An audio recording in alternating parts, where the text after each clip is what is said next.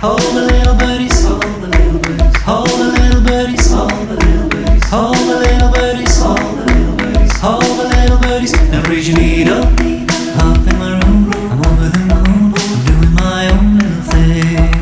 What will I make? What linen to take? Which colors really make it sing? I'm up all night, something ain't right, running dry on inspiration.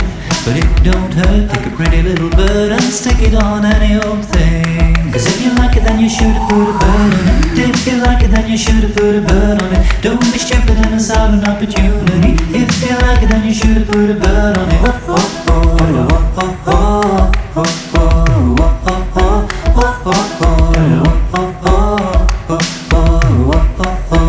If you like it then you should have put a bird on it. If you like it then you should have put a bird on it. Don't be stupid and miss out an opportunity. If you like it then you should have put a bird on it.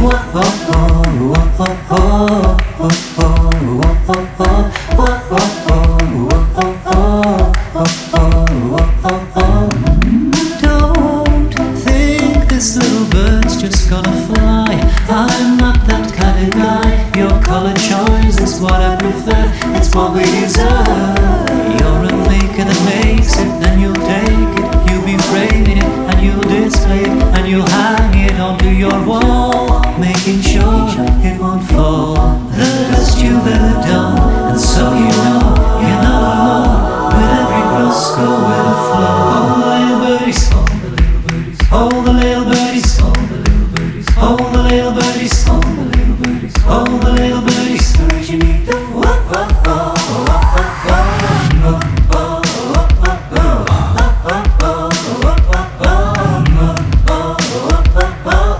Cause if you like it then you should have put a bird on it. If you like it then you should have put a bird on it. Don't be stupid and miss out an opportunity. If you like it then you should have put a bird on it. And if you like it then you should have put a bird on it. If you like it then you should have put a bird on it. Don't be stupid and miss out an opportunity. If you like it then you should have put a bird on it.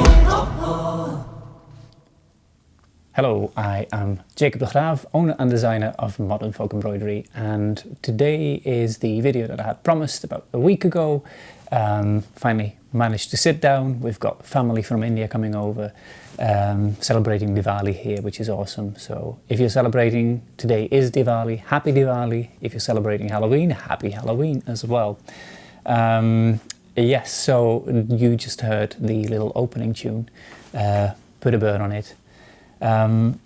Sunshine Stitches on YouTube, they came up with the idea of doing a stitch along, 13-month stitch along starting mid-December. I think it's the 15th of December they start, and you can join.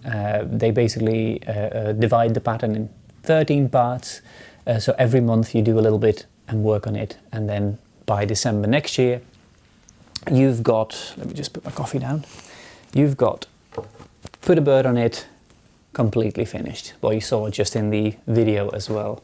But yes, so that's to the Put a Bird on It stitch along, organized by the Sunshine Stitches. I've put a link in the video description below as well, which is time-stamped, goes directly to where they are discussing the stitch along.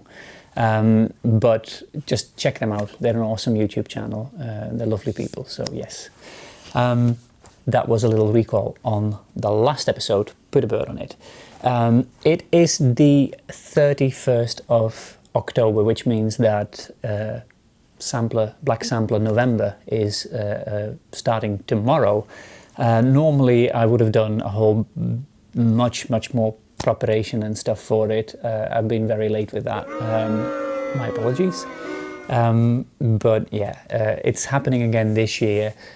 Just work on something black. I've got plenty to choose from. There's a whole bunch of fantastic designers that have lovely charts as well.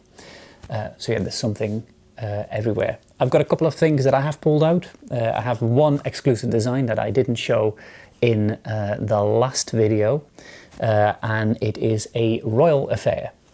Basically, it's a little collaboration that I've done with Caroline from Evertoad in Canada. You can stitch it up however you like. If you want to do it in color, that's absolutely fine. I have designed it as a black sampler, as you can see here. It is my take on an antique Scottish sampler that I have.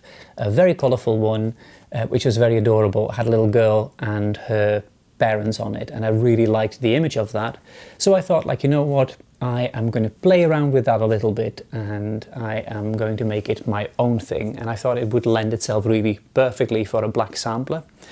So I used some elements from Groningen samplers, black samplers in the Netherlands, other traditions, and sort of made like a new thing out of it. It feels still very samplery, very traditional in many ways. It's just a fantasy thing, really. But I'm quite excited about it. And Caroline did mention that she might want to do a little stitch along with me.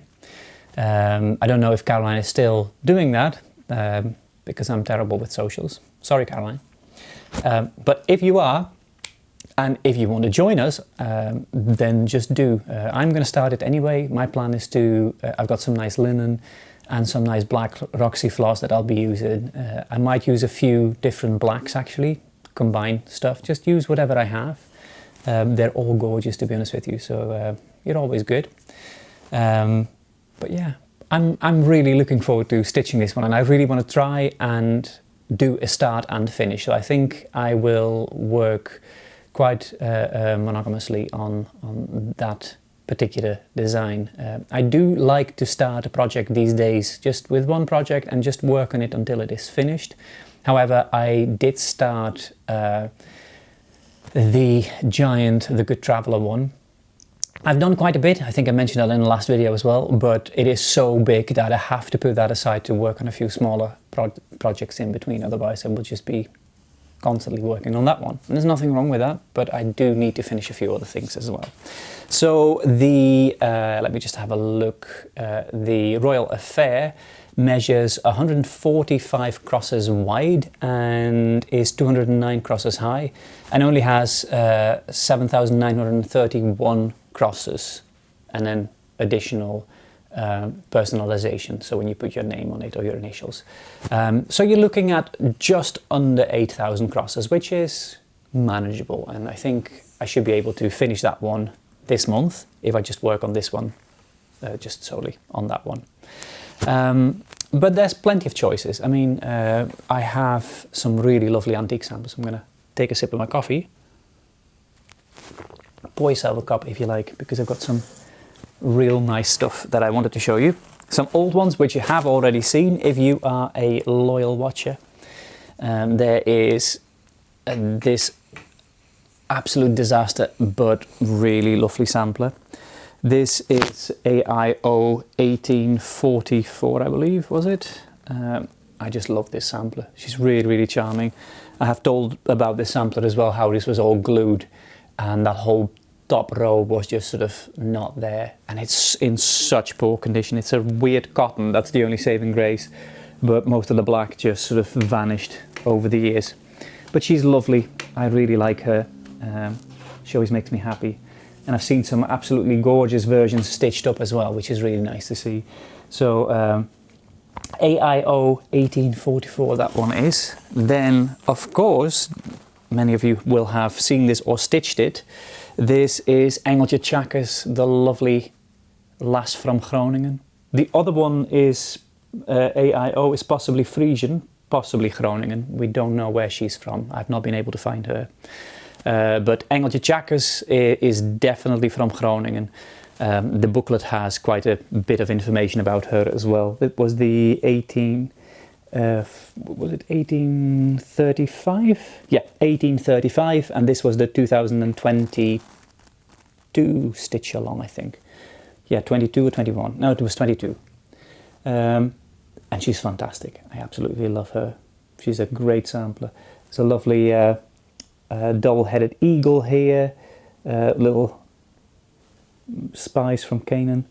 It's just great, and if you don't want to stitch those, there's plenty of alternatives as well in this booklet. But yeah, Engeltje Tjakkes is just, she's absolutely wonderful, and I had a lot of fun stitching this one up myself actually. And she stitches up, even though she's a landscape format, as we would say, she's actually a little bit higher on even weave material. So when you work on linen and it has the same threads horizontally and vertically, The warp and weft was so uneven on this linen that it squished it all down, which I think is quite charming as well. Then we have this one, Matje Klaas's Boerema, and I just love her. She's fantastic. She's a fairly recent release this year, and I think she's just marvelous. I mean, just look at her. Yeah, this just moves me, this sampler. I have talked about it in a previous video, and I really want to do like an in-depth look into some of the Groningen samplers. I am kind of sort of getting some texts ready. It's a lot of work to do a good video and give you not just some highlights, but give you like a proper in-depth look at her life and life in Groningen and all of the samplers. But you will have to give me a little bit more time with that one. It's research. Side note, research is so fascinating. I have just managed to score a sampler in the UK, which is a family member of Joan Sands. Now, a lot of you have worked on the Joan Sands sampler, the Hogmanay sampler. And that sampler was just beautiful, really perfect, wonderful sampler. Very simple, very sort of, yeah, very cutesy in its little sort of depiction with the house and then the weird rose tree bush thing on the side. And the new one is a little bit bigger and it has really fascinating family history. This one is by a girl named Agnes Sands. And when I saw this at auction, I think 2 weeks ago it was, I knew that I really wanted to get her because I had sort of done the research already before buying the sampler and I'd found out so much about her family. The only problem is that even though she's put a lot of initials on the sampler, I've found 95% of those initials. I know the whole family. I just don't know if this girl is part of that family. She might have been adopted and been pulled into that family, which might explain that there is no baptism certificates or anything going around for her. But I do believe that she was born in or around Glasgow in 1820, 1821, while her other siblings, who were all a little bit older than her, sort of from 1800 to 1817, 18, that's the last one of the whole lot. And she depicted all of them in chronological order. She portrayed her parents on it with her paternal and maternal grandparents as well. So it's like, and even the second wife of the maternal grandfather is on there. So it's 100% certain that it is this family. However, who the girl is a mystery. And what her link to Joan Sands is a mystery as well, because I do have a dead end on the Joan Sands family tree and I have a dead end on this family tree. And I think with the birth date of one person and the death date of the other person, it might match up that they are the same person, and that links the two trees. However, because these people were moving and these documents don't mention direct family, it's very hard to tell. But yes, I will just have to see if I can find out who she was and what all of the stuff is, and then I will release the booklet as well, because she's a lovely sampler. It's got a lovely house, big alphabet, very colourful. She's just a very joyous sampler, a bit like Joan Sands really. So if you enjoy Joan Sands, this one will be one to look out for. Might put a little sneak peek just here for you so you know what she looks like. But that will be a 2025 release for sure. I will be talking in Stitch in London this coming year as well, and I will be talking about Scottish samplers, and I hope that by then I have finished the research on that one, as I'm working on a little booklet to go with that whole thing. So it's very exciting. But yes, going back to black samplers, so I have also got the Heike Hazelhoff sampler from 1856. She's a fairly big wedding sampler, which is really lovely. And of course we have, because it is sort of the holidays are coming up, it's a bit spooky today. But Christmas in Iceland was spooky as well. So there's Jólakötturinn as well from Iceland, the nightmare Christmas cat, who will eat you if you don't have new clothes. I mean, nice, wonderful. So, yeah, that is the patterns that I wanted to share with you. That, oh no, wait, I have one more. I'm just being really silly. I thought like, wow, I've blasted through this in like 10 minutes. I have one sampler that I have been super excited about. I have notes in front of me and I just completely skimmed over them because I got distracted with my whole chat about other stories. Let me have a sip of my coffee. There is a region in the Netherlands called Marken, and a lot of you will know it from the beautiful embroidered ribbons and their beautiful costume that they have. So I have some fantastic examples here. These would have been worn like this in the hair on a special like a little fabric bonnet they had, and then this would be attached to it, and then another cap would go on it. It was like a whole way of dressing, but these were pretty much hidden from view by like a thin muslin cloth that was put over it, a little cap. So you couldn't really see them, which I find really fascinating. So there was just basically the shimmer of these.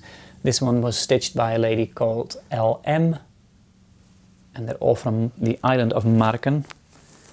Just look at these, they're just beautiful. So I turned all of these ribbons into a pattern by adapting them. So you get the repeat patterns for these, so you can use them as bands as well, however you want to use them, but I've sort of charted them as best as I could.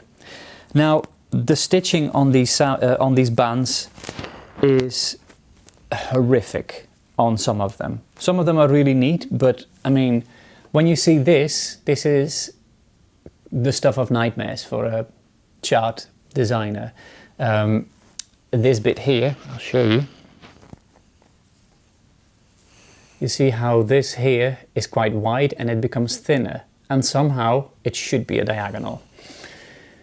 So I don't know what she was thinking or how she was cramming all those stitches in, but she just sort of went just happily along, and that's just impossible when you do counted cross stitch charts and you can't chart it. It's just like completely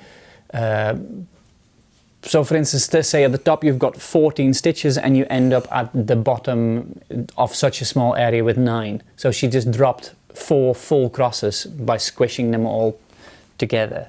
So it's a nightmare to chart, so I had to sort of make creative choices and sort of draw some of them. Some of them, they were really nice. This one was a very neat one.